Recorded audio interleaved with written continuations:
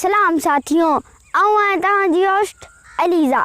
नाज़रीन, अॼु आऊं तव्हांखे जे ॿूटे सां मिलाइण वारी आहियां, उहो ॿूटो तमामु नंढड़ो ऐं अक्सर करे ज़मीन खे चुटियो पियो हूंदो आहे।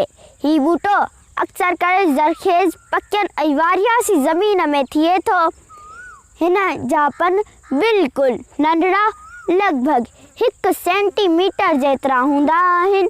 ॾांडियूं तमामु सन्हड़ियूं धागे मिसिल हूंदियूं आहिनि, जन मां खीर निकिरंदो आहे। बिल्कुलु वाहे जहिड़ी शक्ल ऐं शबीह ॾींदड़ हीउ ॿूटो वाहे खां तमामु नंढो ऐं वाहे जी मांदी जीअं लॻंदो आहे। हिन ॿूटे खे ॿकरियूं, रिढूं, कुकड़ ऐं ॿिया पखी बि वॾे चाह सां खाईंदा आहिनि।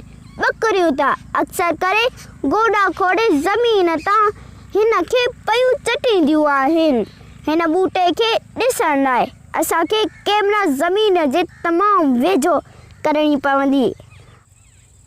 अचो त हिन ॿूटे खे ॻोल्हे उन जूं खूबियूं ॻोल्हियूं।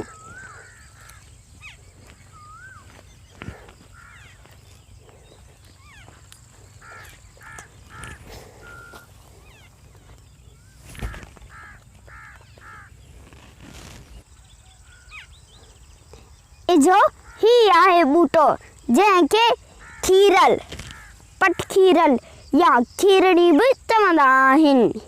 ही ॾिसो, हिन जी ॾांडी पटे था ॾिसूं। ही ॾिसो, हिन मां खीर थो निकिरे।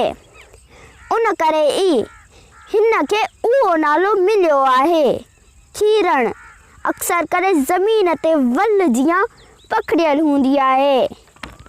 ही ॾिसो कीअं ज़मीन खे चोटी पई आहे। हिन ॿूटे खे मालवंद बि झर झंग में पंहिंजे इस्तेमालु आणींदा आहिनि। मालवंद माण्हू जॾहिं झंग में माल सां गॾु हूंदा आहिनि त उते खेनि पीअण जे पाणी जी ज़रूरत पवंदी आहे, जंहिं लाइ हू झंग में मौजूदु पाणी जा दुॿा ॻोल्हींदा आहिनि। झंग में मौजूदु पाणी जे दुॿनि में अक्सर करे गंद किचिरो, कख ऐं पन पिया तरंदा आहिनि। उन दुॿे जे पाणी खे पीअण लाइक़ु बनाइण लाइ खीरण जी ॿूटे खे पटे उन मां निकिरंदड़ खीर वारे पासे खे पाणी में विझंदा आहिनि त पाणी साफ़ थी पीअण जे लाइक़ु बणिजी वेंदो आहे।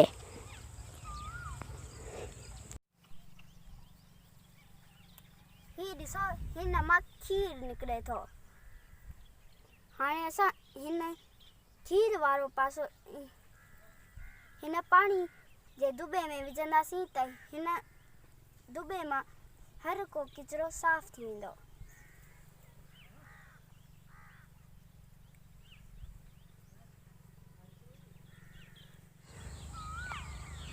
असांजी वीडियो पसंदि आई हुजे त चैनल सब्सक्राइब करियो ऐं वीडियो खे लाइक करियो।